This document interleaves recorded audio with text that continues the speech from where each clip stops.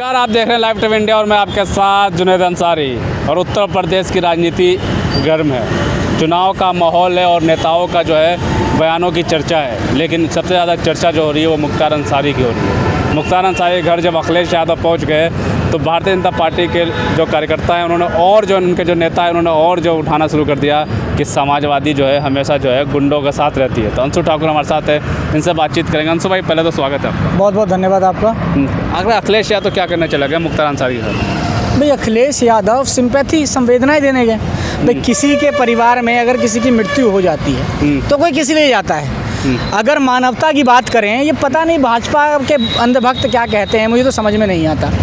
या वर्तमान सरकार के लोग अगर मानवता की बात करें, अगर आपके घर के बगल में कोई पड़ोसी हो, बेशक आपकी उससे लड़ाई हो, चाहे वो किसी भी प्रकार का व्यक्ति हो, किसी भी वर्ग, किसी भी समाज से आता है, लेकिन उसके घर में अगर कोई नुकसान होता है, चोरी डकैती, किसी की बीमारी या किसी की मौत होती है, तो मुझे लगता है मानवता के नाते आप जरूर जाते हैं। जाते कि नहीं जाते?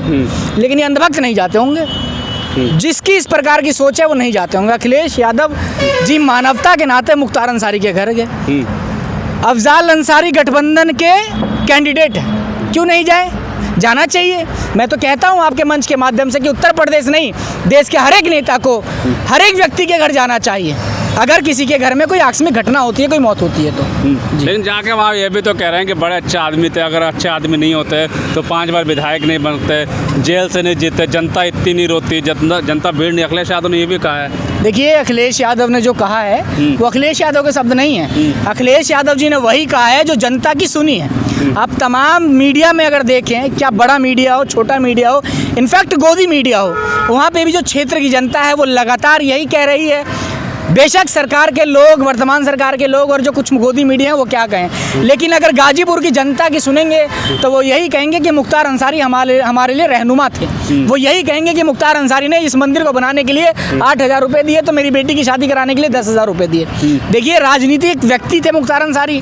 भाई हर कोई भी व्यक्ति राजनीति करता है तो उसके 100 दुश्मन होते हैं, 100 दोस्त होते हैं। उसमें मैं नहीं जाना चाहता कि किसने किसके साथ क्या किया, लेकिन जो क्षेत्र की जनता जो कह रही है, भाई कहीं ना कहीं जनता वोट दे रही थी जब भी वो 4-5 बार विधायक बने, उनके भाई पिछली बार सांसद बने, तो कहीं ना कहीं जनता की सिंपैथी थी। जिस तरीके से उनके जो इंतकाल में जो मिट्टी का जो था, जब उन्हें दफनाया जा रहा था, जिस कदर भीड़ थी वहाँ, तो इन चीज़ों से साफ पता चलता है कि मुख्तार अंसारी लोगों के लिए कितना काम करते थे और तमाम वो लोग आज उनके लिए आवाज़ उठाने का काम कर रहे हैं। योगी आदित्यनाथ भी तो कह रहे हैं कि गुंडे को अब बख्शा नहीं जाएगा यूपी में। मैं यही तो कह रहा हूँ कि आप 2017 से पहले का सरकारी जो उत्तर प्रदेश के जो चौकी थाने हैं, अगर उसमें से आप अगर मुकदमे उठा के देखेंगे तो सबसे ज़्यादा वर्तमान सरकार के लोगों पे पाए जाएंगे, या जो वर्तमान सरकार में बड़े बड़े पदों पे बैठे हैं। बस दिक्कत ये हो गई कि सरकार आने के बाद उनके मुकदमे वापस हो गए, और जिनके मुकदमे वापस नहीं हो गए वो वर्तमान सरकार वाली पार्टी में जा चुके हैं, तो इसलिए उनके मुकदमे बंद हो गए। तो गुंडे जो हैं वो विपक्ष वाले हैं, गुंडे जो हैं वो जो गैर भाजपाई हैं वो गुंडे हैं। कह रहे हैं अखिलेश यादव ये क्या कह रहे हैं कि ब्रह्मांड रिकॉर्ड बनाना चाहती है उत्तर प्रदेश सरकार। किस चीज़ का ब्रह्मांड रिकॉर्ड बनाएगी? तो झूठ का रिकॉर्ड ब्रह्मांड स्तर पे भारतीय जनता पार्टी की जो वर्तमान सरकार है वो झूठ बोलने का रिकॉर्ड बनाने का काम करिए। चाहे आप देश स्तर पे देख लीजिए या प्रदेश स्तर पे देख लीजिए, वो कहीं से कहीं तक झूठ नहीं बोल रहे। आप एक भी बता दीजिए सरकार का जो कार्यक्रम था, सरकार का जो वर्तमान सरकार का जो मैनिफेस्टो था वो पूरा हुआ है या नहीं हुआ। अगर उन तमाम आंकड़ों को उठा के देखेंगे तो अगर 100 मैनिफेस्टो में अगर वादे होंगे तो मुश्किल से 3 ही पूरे हुए होंगे। तो क्या राजनीति खेलने गए थे क्या अखिलेश यादव? क्या राजनीति करना चाहते हैं या मुस्लिम वोट जैसा माना जा रहा था अखिलेश यादव से? कुछ मुस्लिम नाराज़ हैं कि नाम नहीं लेते मुस्लिमों का, ये सब आरोप उन पर लगते रहते हैं। तो क्या ये जो चाल है ये मुस्लिमों को चुनाव से पहले मनाने की चीज़ है? क्योंकि पहले चरण में जो चुनाव है लोकसभा के, ज़्यादातर मुस्लिम बाहुल्य क्षेत्र हैं। देखिए, मुझे ये समझ में नहीं आता कि ये खबरें कहाँ से मिलती हैं आप लोगों को, या जो देश में चल रही होती हैं। मौत में शायद ही कोई ऐसा व्यक्ति होगा जो फ़ायदा उठाने जाएगा। ये जो वर्तमान सरकार के लोग बैठे हैं ये इस पे फ़ायदा उठाने का काम करते हैं, क्योंकि जो बड़े साहब हैं उन्होंने कई बार कहा है कि आपदा में अवसर का तलाश करो, लेकिन जो समाजवादी पार्टी के राष्ट्रीय अध्यक्ष अखिलेश यादव जी हैं वो सद्भावनाओं की नज़र से गए, उन्हें किसी से कोई फ़ायदा नहीं है। अगर हमें नहीं लगता कि समाजवादी पार्टी कोई ऐसी पार्टी है, कोई ऐसा व्यक्ति है उसमें जो ये सोचे कि फ़लाने की मौत से हमें फ़ायदा हो।